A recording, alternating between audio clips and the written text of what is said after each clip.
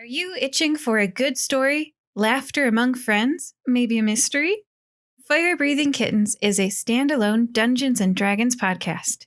Each episode is a separate 3-hour-long story, like a movie for your ears.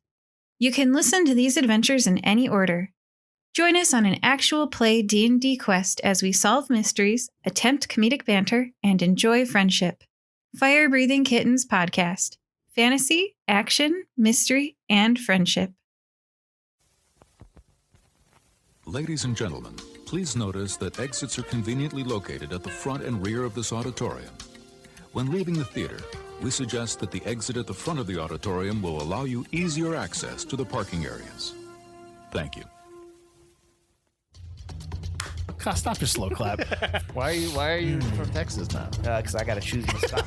How's that for high energy? That's false advertising. No. Oh, come on. Does every actor that portrays a cop in a movie have to wear a fedora? You heard it here, folks. Mike Field is dead inside. I'm actually trying to figure out who Brooklyn Decker's married to. Nice. What? She doesn't say it like She that. does say it like that. She doesn't say It's it like stupid. that. Cowards. Cowards is what they're called, Mike. They're called cowards. Hello, I'm Mike Butler. And I'm Mike Field. And you're listening to the Forgotten Cinema Podcast.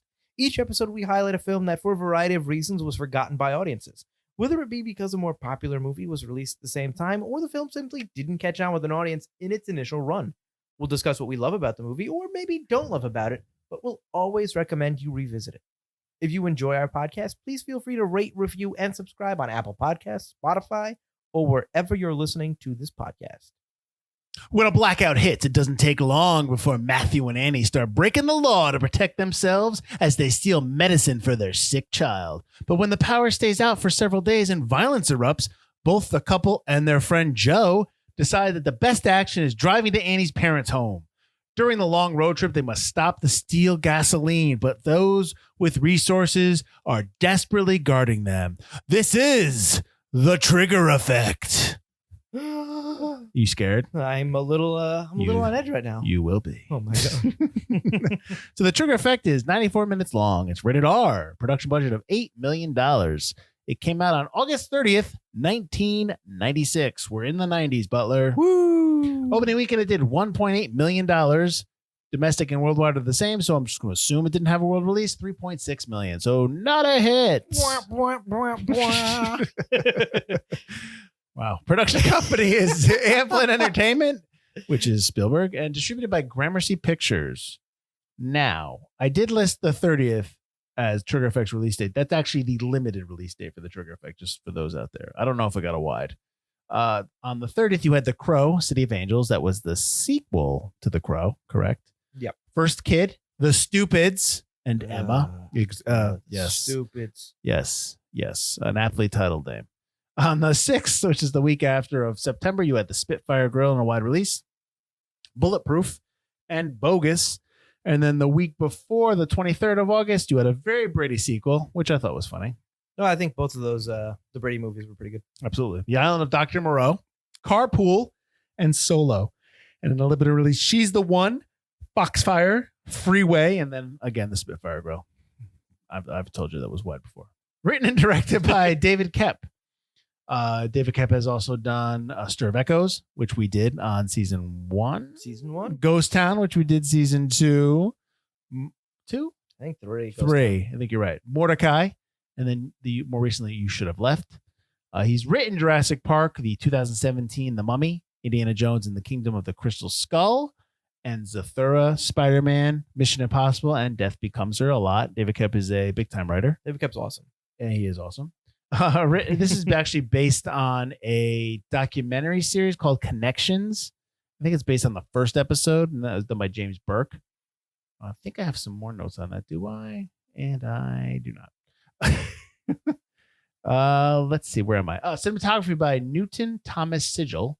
He's done more recently Defy Bloods, the Spike Lee movie on Netflix, The Usual Suspects, Foxfire, and the first X-Men movie. Composer James Newton Howard. He's nominated for an Oscar for his work on Defiance. Michael Clayton, great movie, The Village, The Fugitive, great movie, and The Prince of Tides. He's also done Fantastic Beasts, Major League, and Dave. But never won. Correct. This is a theme with composers that we keep doing. They never win. Well, we always talk about him in general. Well, I got you. Specifically. Give this guy an Oscar already. the monthly Give This Guy an Oscar speech by Mike Butler. Produced by Michael Grillo. He was nominated for an Oscar for The Accidental Tourist. He also produced I Love You to Death, Wyatt Earp, Captain America Winter Soldier, and the last two Avengers Infinity War and Avengers Endgame. Edited by Jill Savitt. She has edited the Buffy the Vampire Slayer movie, I think. Secret Window, another David Koepp movie, and The Lookout. Not a big cast. You had Kyle MacLachlan, Mike's favorite, as Matt. He is in the movie that we did called Blue Velvet. Nice. That was season Blue Velvet 3, 2? 2, I yeah, it was in think. the early years. It says Dune, TV show Twin Peaks, and more recently, he's going to be in a movie that we're going to do called The House with a Clock in Its Walls. That is for your forgotten horror. A little tease there. Ooh. Elisabeth Shue as Annie. She's Battle of the Sexes, Adventures of Babysitting. She also was nominated for an Oscar. No, she was nominated for an Oscar for Leaving Las Vegas. She's also from The Karate Kid, and I'm going to again, Mike, tell you that you should watch Cobra Kai. But anyways, she could be in season 3. I'm just saying she might be in season 3. This is a running theme. This will be until you watch the damn thing. Dermot Mulroney as Joe. He's more recently in the TV show Hannah, but he's also in The Grey, My Best Friend's Wedding, and Young Guns. Richard T. Jones as Raymond. He's in Event Horizon, Kiss the Girls, the TV show The Rookie, and then What's Love Got to Do with It, or What's Love Got to Do with It? Sorry, I think I cut myself off here because it was I couldn't fit. I was like, I'll remember, and clearly I didn't. Bill Smitrovich as Steph, which is a weird name for what's that short for? Stefan? Why should you say Stefan? I would guess Stefan. Why would you call that guy Stefan? Anyways, he was the father in the TV show Life Goes On. He's also in Nero Wolf TV show, which I love. He's also in the first 2 Teds, and he's in Iron Man, which I do not remember what part of Iron Man he was in. Michael Rooker as Gary. Michael Rooker is in Henry, Portrait of a Serial Killer. I believe that's his first film. He's also in Mississippi Burning, which is an awesome movie. JFK, Tombstone, Mallrats, and Days of Thunder, an underrated film. Jack Noseworthy as Prowler. He doesn't have a name. He's just Prowler. He's in the TV show Dead at 21. He's also an undercover brother in U571. And then Greg Grunberg is in there as Double Date Guy. Oh, yeah. Honey, I got a job. I'm Double Date Guy in this movie, The Trigger Effect. I'm going to wear the worst khakis. I'm going to wear the worst outfit. Doofy white dude. Can you tuck in your shirt? Are you kidding me? Yeah, tuck it in. Of course. Yes, sir. I tuck it in every Saturday night. Why am I dating this woman? He's in the TV show Alias and TV show Heroes. I actually like Greg Grunberg. I just think he was his role here is just kind of like, can you help the guy out at least? Can you not make him look like a doofus? No, we cannot. All right. So I put this movie on the list because I remember this movie. One of the big things in this movie is I like the opening. And the opening of this movie, it starts off where these wolves are eating this carcass. Yes. And it's supposed to be a foreshadowing of what's to come, but then it kind of goes off, and then you see the local mall. No. It goes to the electric station. It goes to the power station. Yeah. Power station. Then it follows the cord, and you get a shot of the cord coming out, and kind of like talking about how it's based on connections, like everything is connected to something, and somebody's bad mood affects somebody else's bad mood because that's what happens. Somebody gets icy or something spilled on the dude, and he gets all ticked, and he bumps into this other guy, and he's like, "What the heck, man?" And then he's I was gonna fight him. I swear, I was. And then he fights. He yells at his girlfriend, and then they meet Double Date Guy Greg Grunberg, and he's like, "I'm sorry, he's just mad. He's just mad." And they kind of like, and then it ticks off Grunberg's date. She goes to the line, and she just absolutely cuts the line, cuts Richard T. Jones off. Is every right to yell at her there. And shame on the concessionist for not saying something. And it ticks him off, and he gets upset, and then he's in the theater, and then he starts talking in the theater about the story, and then you meet his buddy starts talking. Well, they start talking back and forth, like, where's the popcorn? Oh, he talked about the situation. He's right. like, and then they start talking about the movie, but he's like obviously upset or annoyed. And then you meet the protagonist, which is Kyle MacLachlan and Elisabeth Shue. Their characters, Matt and Annie, and they're like, and do something, say something, because they're talking, and clearly, Matt's afraid. Because Matt's got a little bit of is he biased a little here, or is he just kind of just afraid of saying something? I think the whole thing is he's afraid of acting, right? Okay. Doing something, so he doesn't want to say anything or make a scene. Right. So you just kind of get the sense that that's how this movie starts off, wherever the one thing leads to another, and that's kind of like a little running theme throughout the movie. I liked this opening quite a bit because of that. That's what when I first watched it, I was like, oh, I'm really into this. Now, mind you, I'm 21 when this movie came out, so I'm just starting to realize that, I want to be a filmmaker and writer and all that stuff. I'm doing all this stuff, and so that's kind of like this movie was just like, oh, I was interested in the storytelling aspect of this movie. Okay. I know you weren't a huge fan of it as much as I am. I still like this movie. I know you don't. Yeah, at all. I'm not a big fan of this movie. Right. So why don't we start from there then? Why don't we go from maybe like something that you didn't like, or because I've been talking for a while, so just kind of we'll go off of that. Well, before we begin with what I don't like, which is most of the rest of the movie, I do like that opening. The opening is really good. It's when the power shuts down that I think it's just so ridiculous. Okay. It's so ridiculous in such a short amount of time, and I can't connect to any of the characters. Maybe Joe, Matt and Annie's friend. He's one of the ones I maybe connect with more than the other ones because he's a little more human. But I just find the situation ridiculous, and I get it's trying to tell a story, so they have to be ridiculous. It's got to be overblown, but just 3 days of no power and the world just kind of ends. It's just a little ridiculous. It's not just no power though. There's a giant heat wave going on. Right. Everybody's hot and there's no power. It's just supposed to be. Whoa. Okay, dude. It's supposed to be people reach a boiling point, and to be fair, like no power, heat waves, so there's no air conditioning, so people are already kind of on edge. And I got to be honest, I didn't have power for 3 or 4 days during a storm, maybe a month ago. It gets to you at some point, not to the point where I'm gonna get my shotgun and start shooting people. No, not to that point. You didn't go to the gun store and sell your watch? Not to anything like that. But it does get to you, just like, and this is in '96, so we're not even talking. We're talking no Wi-Fi, nothing like that. Nothing. I shouldn't say no computer, but like no expectation of always being connected like it is now. This movie might make a lot more sense now because there's that how everyone's always connected to everything. Yeah. And as soon as you take that away, it can get a little unraveling. I would believe it a little, maybe not to the extremes they go, but maybe if it was today, it would be a little bit more believable. But now, here's the thing, though. In this movie, they're in the process of building their house or having an addition added, and Joe is their friend, and he's a contractor, and they don't ask him to do it. And there's a little back and forth between Joe and Matt in this movie, which we'll get to. Mm-hmm. But they have somebody who breaks into their house, quote unquote prowler, and he's shot dead. Now he's shot dead. It's a little circumstance. It's a little like he's just shot like by their neighbor. Yeah. I'm sorry. He's shot by their neighbor because, and you get the idea, like, because Matt says, did you not see he didn't have a weapon? And did you not see? He's like, no, I knew he didn't have a weapon. So he just straight up shot him. Yeah, he just killed him to kill him. But he didn't die. He grabs Joe's leg, right, and then Joe stabs him. Has to stab him. Joe kills him. But Joe's killing is kind of self-defense in a way. It is, but it still affects Joe. For sure, yeah. Right. And that kind of makes him, I won't say it changes him, but it kind of changes the relationship between Joe and Matt a little, and Joe is feeling a little bit, quote unquote, more empowered. Just he openly flirts with Annie, and she openly flirts with him. There's that kind of, you're not my husband kind of thing, and because Matt's kind of a flake. Like when she, in the first night, because was it the first night that she kind of is turned on? The first night she wants to have sex. But that's after he steals that's before he steals the medicine. She just wants to have sex after they watch the movie. Right. And she's like sitting there. She's sitting there like caressing herself on the door, and he's like oblivious. And then he notices, he's like, hey man, why don't you come sit next to me? That's not the move. Action. That's not the move. Right. But that's the whole thing is like, even in the bedroom, he doesn't really take action. He waits for someone else to make the move.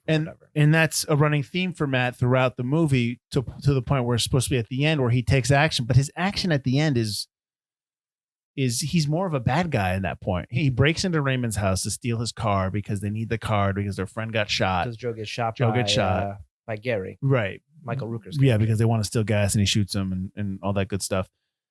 But like, he's the bad guy in that. And if I was Raymond, I wouldn't absolutely believe him when he's like, I just need the car and I'll bring it back. I was like, no, I mean, like, get out. So I understand what you're saying. Like, he's not a man of action, but the action that he takes at the end is kind of not something I'm about. Maybe I don't think it's something he's about. I think he feels like it's his last straw. Right. So he does that once he sees Raymond's daughter, and sees basically why Raymond was so untrusting to begin with. Right. He's like, oh man, what have I done? Mm-hmm. But he still has to help Joe. So he goes, you're going to trust me because I'm going to let you basically shoot me. I have to take this car. I got you. You can shoot me if you want. But Matt has a history of, in this movie, of jumping down people's throats, especially we haven't talked about how he steals the medicine. If he doesn't get his way, if like his peaceful just asking, being the nice guy doesn't get his way, he's upset by that. It's like he doesn't. He's a bit of a Karen. Kind of. If the world doesn't work in the nice, proper way that he wants, he gets all disjointed. But it's almost, is it too much, do you think? Yeah, I think this whole movie is a little too much. Oh, relax. But yes, I think it's just, he jumps the gun way too quick all the time. But he didn't jump the gun in the theater. But that's kind of they move the and power it was down. on. He didn't lose the power. Yeah. I mean, that's the whole point of the power being out and the heat wave is it pushes you to kind of like a breaking point where you kind of tip over real easy. So I get that, but it's really just him that's.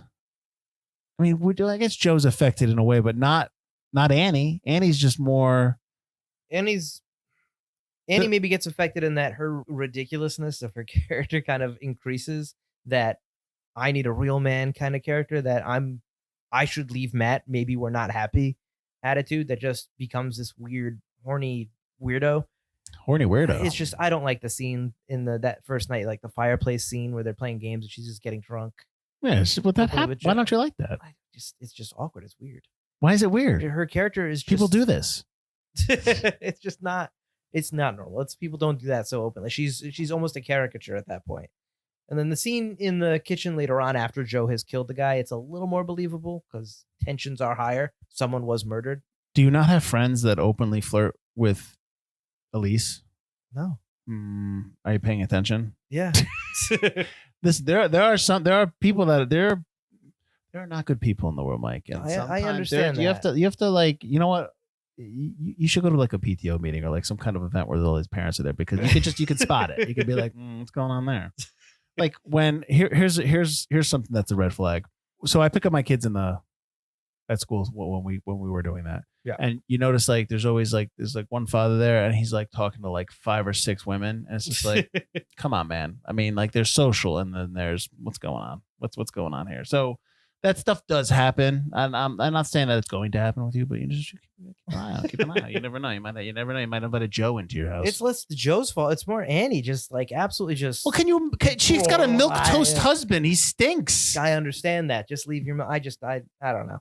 But then I don't like Annie. Then I don't like Annie, and I don't like any of the characters. That's fine. Maybe you're not supposed to like any of the characters. Then why do I care about the maybe movie? It's not about liking or disliking them. It's just understanding that sometimes people become something that that they never thought they could become in terms of just like you look at the Michael Rooker character, like the Gary character. When you first see him at the end, he's set up as to be a bad guy. Right. But he's not. I mean, he is because he shoots Joe, but he's just somebody he's got no gas. His car broke down. He's just needs a lift. Trying to get a ride. And you think he's the bad guy because of how. And nobody helps him. You see him through their eyes, kind of. Absolutely. That suspicious way. And granted, he does, shoot Joe. But Joe's about to shoot him. Well, I think he was going to scare him. I think. Yeah, you really think Joe was going to blow him away? Gary doesn't know that. Oh, I hear you. No, I got you.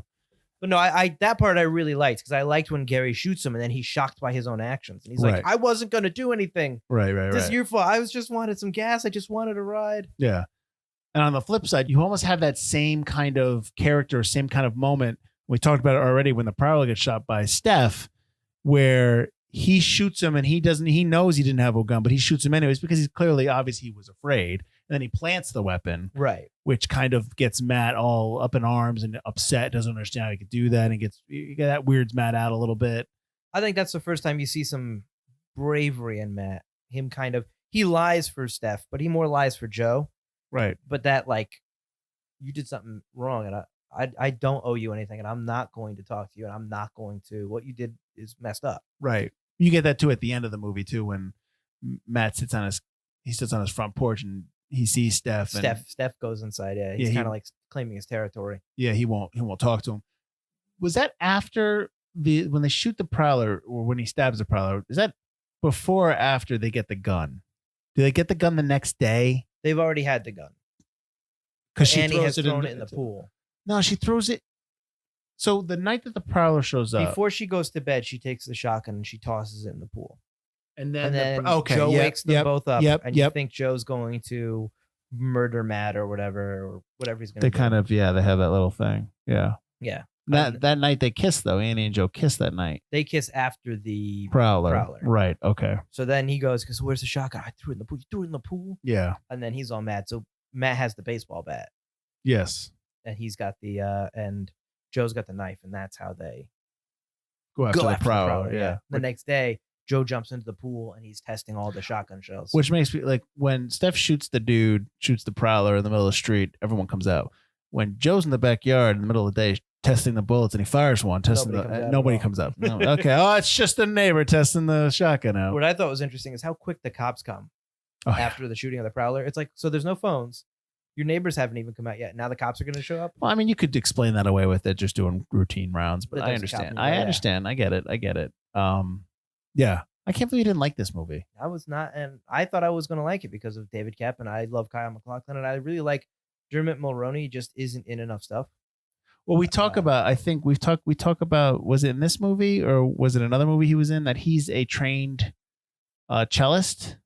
He's he does like movie scores. He'll work on like orchestral scores with. He'll just be one of the guys in there, and he's like extremely talented. That's pretty cool. Yeah, that's just pretty cool. That I think that's a pretty neat fact that he does that. I mean, it's cool when actors have like other things that they do within the film other than being, oh, I'm now a quote unquote producer on this movie. Yeah, like when they're actually more involved in I did this or that, or you learn Topher Grace's edited stuff like that. But they take more of a hands-on approach in things. I like that. Yeah, that was more forward. I think Topher Grace editing it was a lot of it to do with like just kind of. It's a hobby for him. It's a hobby too, right. But I know he had to do it after he was in Black Klansman because he plays David Duke, and it was such a evil role that it really bugged him to do it. Right. And even like I think he was on the set, and like Spike Lee is telling him, "No, you're doing this because it's you. You need to be this guy." And so I think he edited some. I can't remember what he edited, but I think that he had edited Star Wars previously, so I think this was The Hobbit. Yeah, to kind of like cleanse his palate, kind of thing. Right.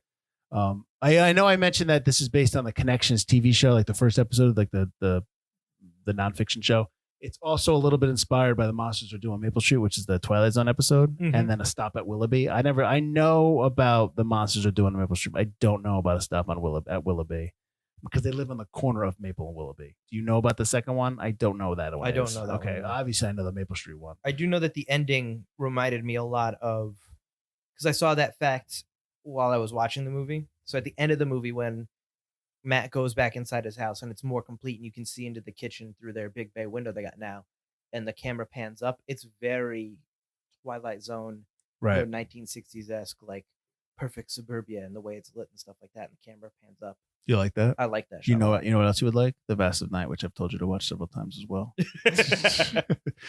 Just to go back to Mulroney and his trained cellist stuff, he's actually worked on the scores for Rogue One, Star Trek Into Darkness, and Mission Impossible 3 and 4. Ooh, right. I like most of those movies. You don't. Let's see. Let's guess. You don't like MI3. Correct.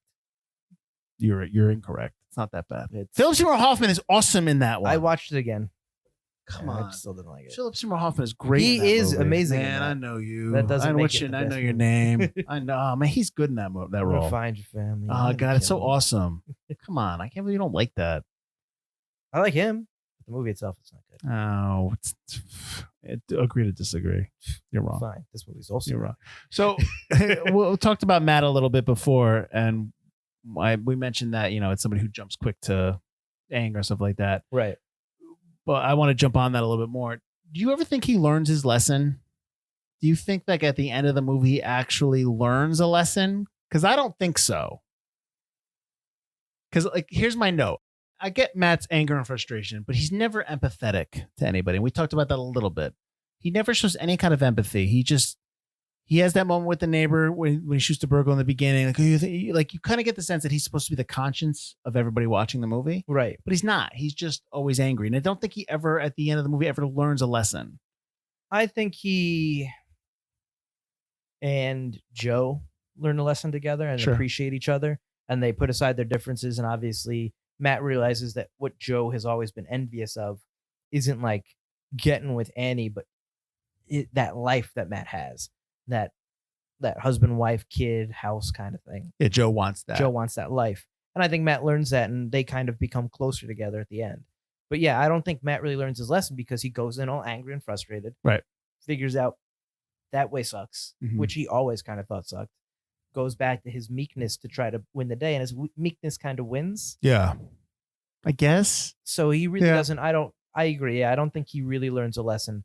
The only lesson he learns, or he kind of reestablishes his friendship with Joe, and that's essentially the only character change, I think. And I think Annie doesn't learn a lesson, but just stays with Matt because the movie calls for it. Do you think she's underwritten? Oh yeah. Yeah, you think this is just more about Joe and Matt? She's a catalyst, and I think that's what I don't like about Annie, because she's just so over the top with her horniness and her falling over Joe in front of Matt, and her she's just like almost like I know she's drunk in that one scene on the red wine, but it's almost like she's on drugs. Like it's so over the top just to spark something within Joe and Matt. But I get the feeling that they don't really dive into it too much, but like they're college buddies or something like that. They've known each other forever, so they're familiar with each other that way. So they're almost like childhood friends. Right, right. So I understand the kind of crossing of the lines or the gray areas of affection and whatnot, and like never to cross over a certain line, but because you're pushed to that edge, that's what the line they cross. There's a couple lines in this movie that I like where I think it's when they kiss, when she asks him like, "Oh, I thought you were dating so and so." You know what I mean? Like, right? Yeah. He's like, "No, we broke up," and she's like, "That didn't take long," and he's like, "Long enough." Yeah. Like I like that line. I love the line when they're playing the games, and I think it's Matt who says, "Let's play life," and Joe's like, "Nobody plays life anymore," and it's like, "Yep." And that kind of works on both levels. But I really like the line, and I think it's just a throwaway line, when they're going to go downstairs and not kill, but they're going to go downstairs and stop the prowler. And Joe turns to Matt and he's like, "You ready for this?" Like, it's like real, like quick. It's like, like, okay, let's go. That's almost like, yeah, let's go. You kind of like, or it gets you interested into the scene. Right. So, and that might've been, I wonder if that was like just a throwaway line, or they just tossed it in there or whatever. But I like that line. I like little moments like that. But yeah, no. And then I think that same, like, I'm just going through lines now. That same moment with Annie and Joe, and they're kind of like flirting a little. What it's in the kitchen. I think it's lit all blue because most of the night stuff is like all this like moon blue nightlight kind of stuff. It's very 90s. Yeah, higher budget. Right. Not like Red Rock West 90s night lighting, but like a slightly higher budget. But it makes sense because the opening of the movie, when they have the wolves and they go up to the power station, the light that's up top that's flashing is a blue light. Oh, for sure. So I think blue is a theme here. I believe the poster is mostly blue. It as is. well, yeah. It's definitely shaded blue a lot of times in the movie, especially at night. But in that scene when they're in the kitchen, she asks Joe, like, "What are you thinking?" And he's like, "Nothing good." Like that kind of line too. Right. Like stuff like that. There's just a bunch of lines in here. Maybe that's just, we said we like David Koepp. We think he's awesome. David Koepp's dialogue is awesome. Right. There's a lot of stuff, like, there's a lot of stuff in this movie. I think when we did Stir of Echoes, we mostly just commented. We just were repeating lines that we really like, because that's Koepp is great dialogue. I always remember the line in Stir of Echoes when Kevin Bacon's like, I didn't think I'd ever be just this ordinary. Like that line, I thought that's such a great line. It's such a good line. But anyways, yeah. So there's, in terms of the dialogue and the character interactions, I think we both can agree that those are well done. You're more on like the glass half empty side than I am. I'm more on the glass half full side in terms of the overall story elements, which is fine. But I think we have basically the same kind of quote unquote issues in terms of just the plot, right? And I think story. Our issues are the same, although I don't like the Annie stuff as much as you seem to like it. Well, what do you mean? Like what Annie stuff? She's just ridiculous. I just don't, her character, on the whole, like, no, I agree that it's a little underwritten. Yeah. And she's not, this is clearly a Joe and Matt movie, and she's in the middle just to kind of stir that up. Right. But then again, I don't understand what type of movie you're telling if you're giving her a bigger role. That's all. No, I mean, you need have to more. give her a subplot, or something else has to happen. It would make for a longer movie. She needs to go with Matt to go break in, like stuff like that. There probably needs to be another character here. She doesn't really ever interact with Gary initially. She's always in the car with the baby. She never really interacts with Raymond. Maybe in the opening when she's like, "Say something," but in the theater. But that's That's coincidental. She has no interaction in terms of any kind of dialogue. Even honestly, she doesn't have any kind of dialogue with anybody with the exception of Joe or Matt. When the prowler gets shot, they all go to the neighbor's house and sit around. She's there, but it's all like a group dynamic. She's never really interacts with anyone else other than Joe and Matt. Right. I don't think Joe and Matt really interact either. Well, no, Matt says something. He says something, but yeah, Joe, they both say stuff, but most of it's them realizing the neighbors are morons and they're just gonna fight. I don't know how they do things where you come from. He's like Miami. I'm from Miami. When he's talking to obviously I don't know if he's Pakistani or Indian or something like that, but like he's clearly not he quote unquote he's non-white or whatever it is. But yeah, obviously you see that racism coming through. Wait a minute, was that Steph that says that? Was that Smitrovich that says that to him? No, it's one of the. I don't believe it was Steph. I think it was an older gentleman. The guy's house that they're at. The guy's house. That's just a nice line. Miami. I come from Miami. That's a great line. I like that. You know, I think we have some issues, and I think you forgive a lot of stuff because you like Koepp. So you have Koepp glasses on. Oh, stop it. Oh, you stop it. Stop it. If this was another movie by another person, you would have the same issues as me and you wouldn't appreciate it. It's not just listen, it's not just because Koepp. His movies are movies that somebody who is aspiring to be a storyteller or a filmmaker finds stuff in there that they like. And I'm not saying that you don't. I'm just saying maybe that's why. But you don't like Secret Window. I really don't like I know you don't like Secret Window. I mean, you've watched it once, but that's okay. Yeah. How many times if you really don't like something, do you watch something?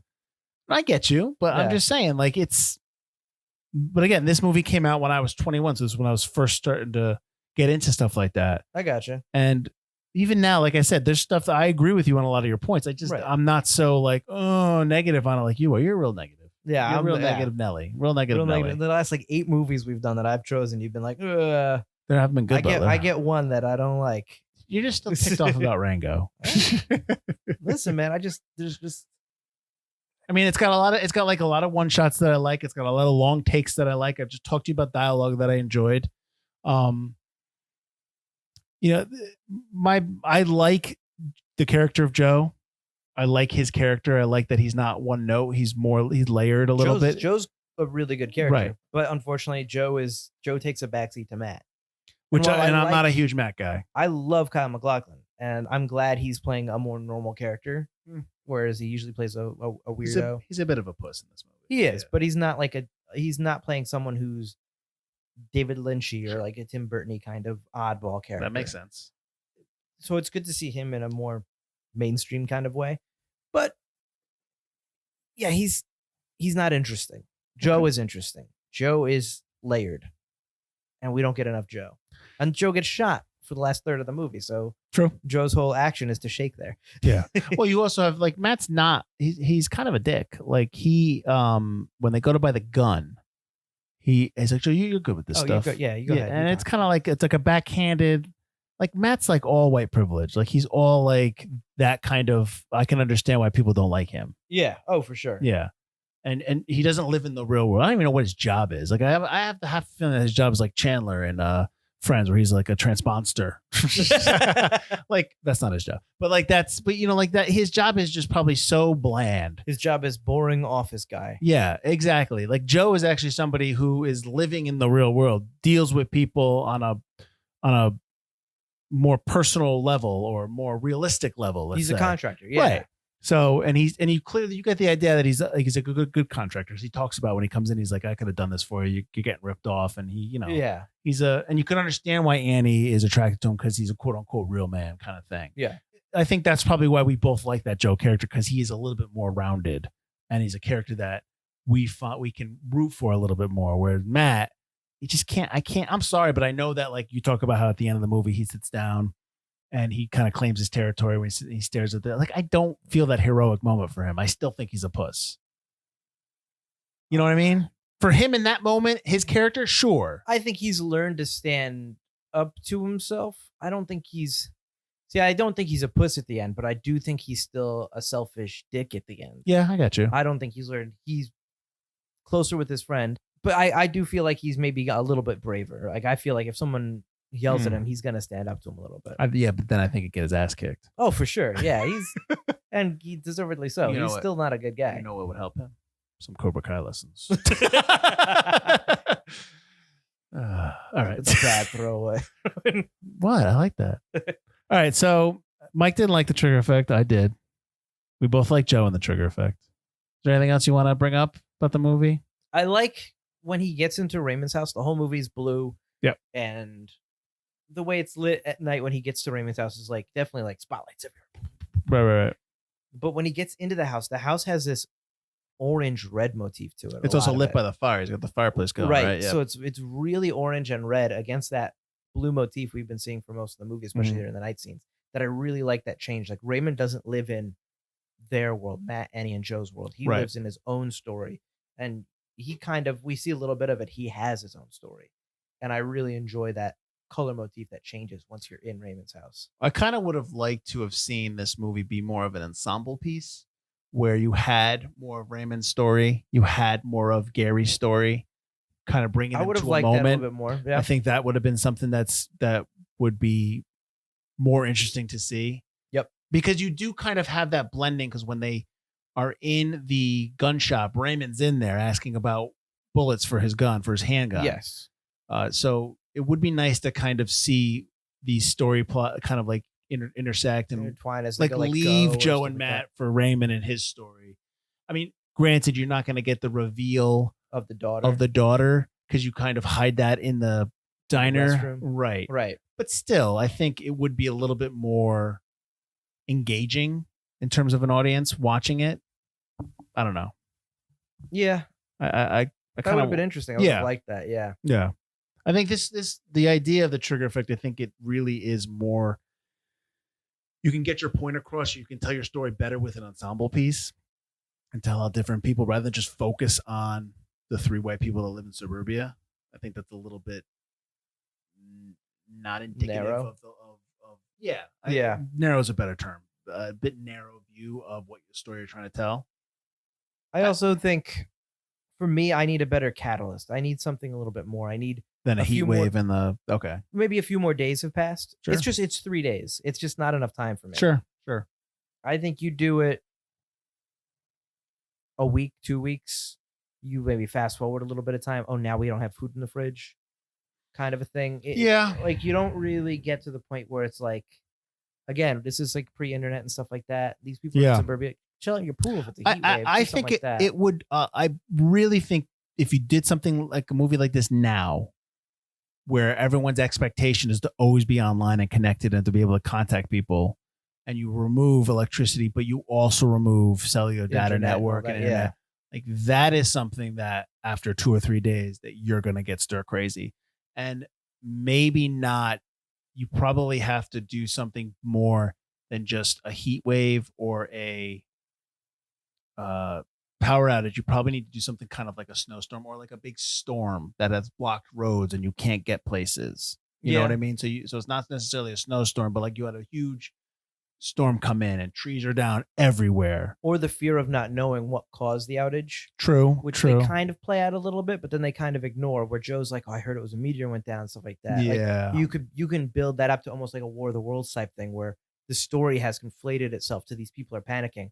Oh, I heard it was we were being invaded on whatever coast and stuff like that. That seems though like that's more like along the lines of the inspiration from Twilight Zone. So they're trying to do something. They're throwing that in there because of that. I get that. Yeah. But if you did that and you have this story that's overblown, that story is scaring people. Yeah. And in that case, maybe you don't need it to be a week. That 3 days is enough because now people think it's one of those few things that are like, it's the end of the world. That would be good if you started off the whole thing and you show like the first 15-20 minutes you have everybody's life but doing this okay, and then like there's an explosion off into the distance and everything goes out, and then you're like, you don't know what it is, let's go to it, let's find, you have no idea, you're getting that would be good. That's probably a little bit, that's a different story obviously we're talking about, but we're saying that maybe this idea is good enough where I'd like to see it again in a different way maybe. Sure. Yeah.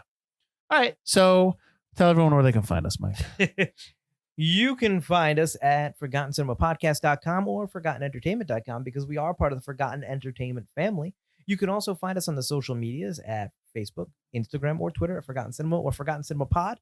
We post pretty much daily. And by we, I mean Field right there. Yeah, it's May. It's May. We do commercials every Thursday, so check those out. You can find us wherever you're listening to podcasts. If someone's playing this for you right now, you can listen to it where they're listening to it, or find it wherever you want to find podcasts. We're there, and you should rate, review, and subscribe to us. And join us next week. We're going to be doing 2007 film Mr. Brooks, starring Kevin Costner and Dane Cook and Demi Moore. Right, I forgot. Ooh, I've never seen this movie before. Really? I'm excited to see. All right. So that's Mr. Brooks next week, and that is our last movie before we get into Mike's favorite time of Forgotten Cinema Year, where we dive into forgotten horror.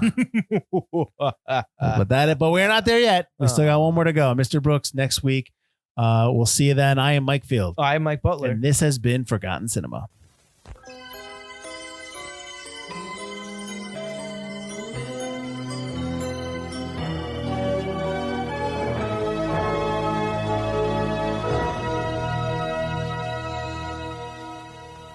I'm from Miami. I just like that line. Listen, it's just the pink stuff. I need the pink stuff. It's in the pink Oh, file. that's You've right. got We it didn't behind even the talk counter. about I that know you've got it dude. behind the counter. You didn't talk about that guy. That is the scariest pharmacist I've ever seen. Scary. I love the guy with the ball who just Calls him out. is helping him and then calls him out. Hey, man. I'm an agent of chaos.